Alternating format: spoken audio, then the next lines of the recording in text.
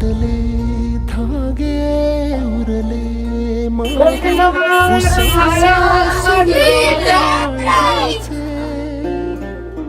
विरले सारे नशिबी आले निखारे उरी वादळाचे रुतले जिव्हार. खरं तर असं म्हणतात, ज्या ठिकाणी मस्तक टेकवावं हल्ली अशा नमस्कारांच्या जागाच कमी होत चालतात. त्यासाठी तुमचे आभार व्यक्त करते, कारण धाडस खूप मोठे आहे.